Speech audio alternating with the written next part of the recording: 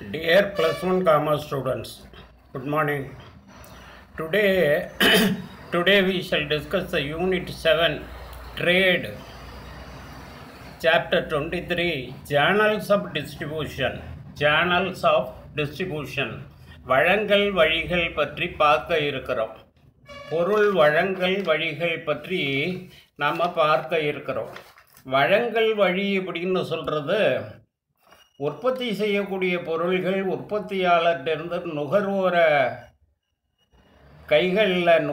கைகளில் கிடைக்கும் வரைக்கும் உள்ள அந்த வழி பாதைக்கு பேர் வழங்கல் வழி அப்படின்னு சொல்லுவோம். உற்பத்தியாளர்கிட்டருந்து பொருள்கள் நுகர்வோர் கைக்கு வந்து சேர வரைக்கும் உள்ள அந்த வழிகளை தான் வழங்கல் வழி அப்படின்னு சொல்கிறோம். A channel is the route through which the goods are passed on to the ultimate consumer.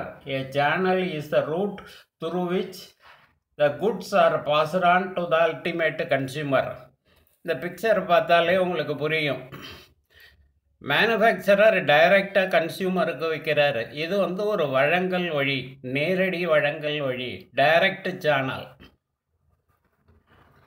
அதற்கு அடுத்த முறையில் மேனுஃபேக்சரர் ரீட்டைலருக்கு விற்கிறாரு, ரீட்டைலர் கன்சியூமருக்கு விற்கிறாரு.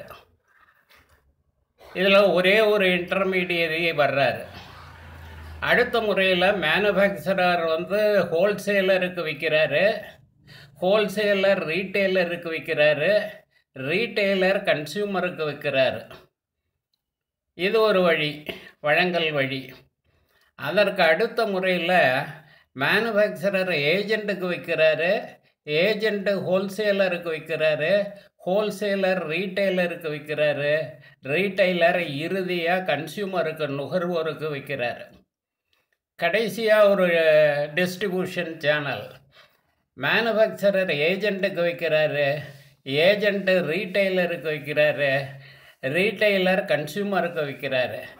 ஆக a channel is a route through which the goods are passed on to the ultimate consumer. Okay, we will discuss.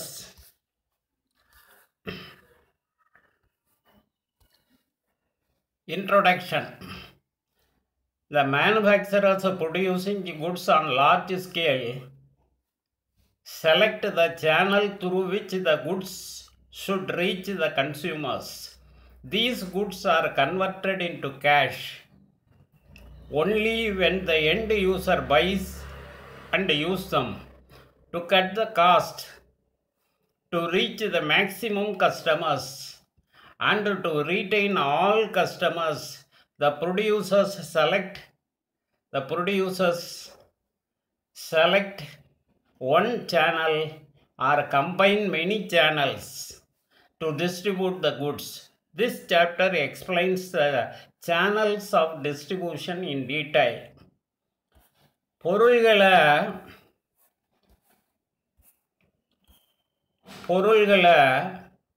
பெருமளவில் உற்பத்தி செய்யக்கூடிய உற்பத்தியாளர்கள் அதை நுகர்வோருக்கு விற்கிறதுக்கு உரிய வழிகளை தேர்வு செய்கிறாங்க.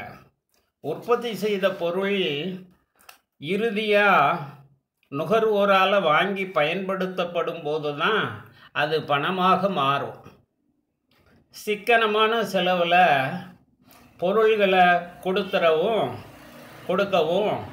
அதிக வாடிக்கையாளர்களுக்கு பொருள்களை கொண்டு சேர்க்கவும் வாடிக்கையாளர்களை தக்க வைத்து கொள்வதற்கும் பொருட்களை வழங்குவதற்கான சிறந்த வழியையோ அல்லது பல்வேறு வழங்கல் வழிகளையோ ஒன்றிணைத்து சிறந்த வழியை தேர்வு செய்கிறார். உற்பத்தியாளர் தேர்வு செய்கிறார். எந்த வழியில் நாம் பொருள்களை வழங்கினா அது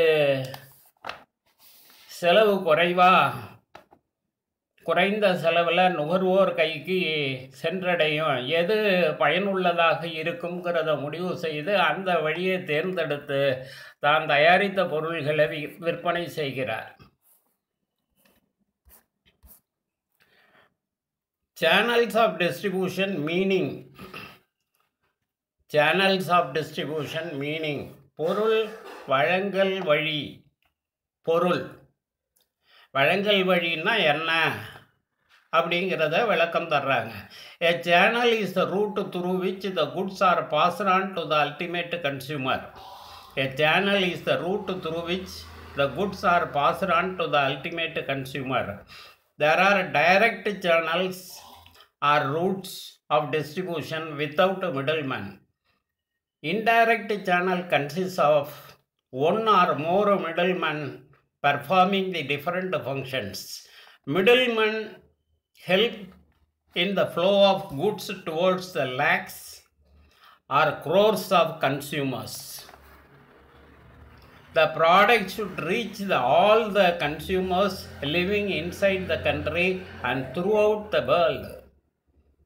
There are industrial and consumer goods. There are industrial and consumer goods. Perishable and non-perishable, perishable and durable goods. Perishable and durable goods. Pin to plan. Different size of goods and so on. Not only the goods, but also the services need distribution network. வழங்கல் வழிங்கிறது உற்பத்தி செய்யப்பட்ட பொருள் உற்பத்தியாளர்கிட்டருந்து நுகர்வோருக்கு சென்றடையக்கூடிய அந்த வழி பாதையாகும்.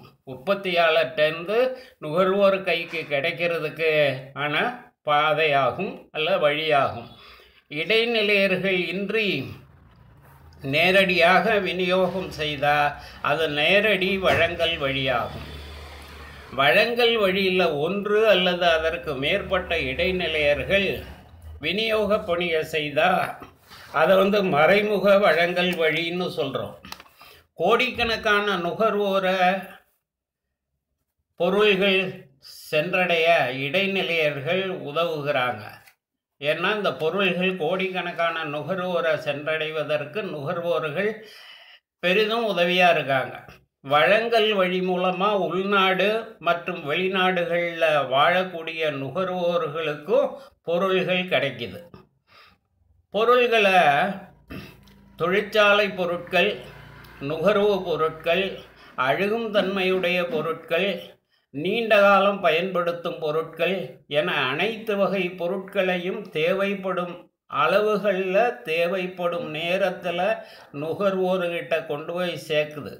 இந்த வழங்கல் வழி சேர்க்கிறது, இடைநிலையர்கள் வழியாக சேர்க்கப்படுகிறது. பொருட்களைப் போலவே சேவைகளையும் விநியோகம் செய்கிறது.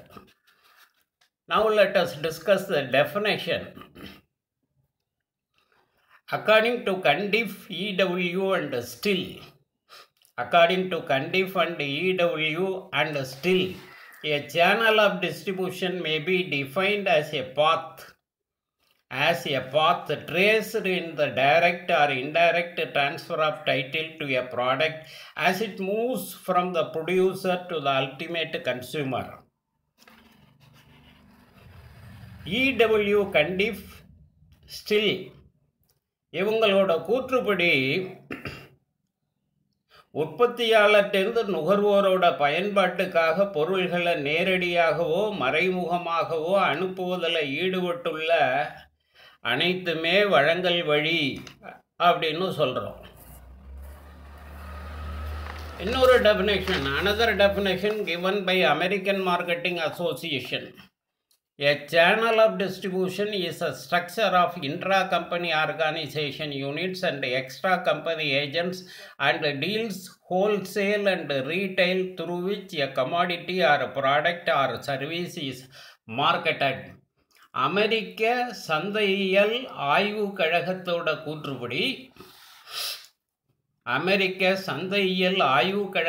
கூற்றுப்படி ஒருங்கிணைந்த வணிக அமைப்பு மற்றும் பிற வணிக முகவர்கள் வணிக பொருள்களையோ உற்பத்தி பொருள்களையோ சேவைகளையோ மொத்தமாகவும் சில்லறையாகவும் சந்தையிடும் நோக்கோடு மேற்கொள்ளும் எல்லா கூட்டமைப்புகளும் வழங்கல் வழி என பெயர் பெறும். அடுத்து இந்த பிக்சர் ஏற்கனவே சொன்னால, இதை பார்த்துக்கிட்டிங்கனாலே உங்களுக்கு தெளிவாக புரியும். Okay students, thank you.